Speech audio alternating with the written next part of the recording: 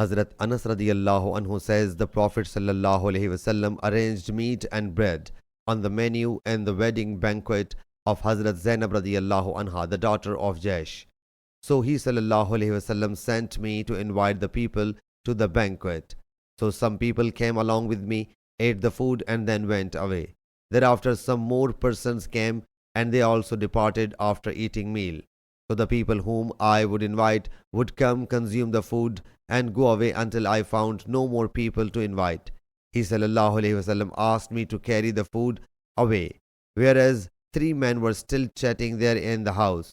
So the Prophet sallallahu alaihi wasallam went out and entered the chamber of Hazrat Aisha radiyallahu anha and said, O the people of the house, Assalamu alaikum wa rahmatullah. May salutation and Allah's blessings be upon you. She replied, Wa alaikum assalam wa rahmatullah. May salutation and Allah's blessing be upon you as well. How did you find your wife? May Allah make her a blessing for you. He sallallahu alaihi wasallam then visited all his wives one by one and said to them same that he sallallahu alaihi wasallam had said to Hazrat Aisha radiyallahu anha, and they made the same reply that Hazrat Aisha radiyallahu anha did. Then the Prophet sallallahu alaihi wasallam returned to see them still sitting and chatting there in the house. As the Prophet sallallahu alaihi wasallam was extremely shy, he sallallahu alaihi wasallam came out and started strolling along Hazrat Aisha's chamber.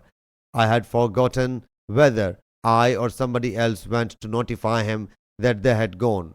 So he sallallahu alaihi wasallam came back, and while he sallallahu alaihi wasallam placed his one foot inside and his other foot was still outside, he sallallahu alaihi wasallam drew the curtain between me and him.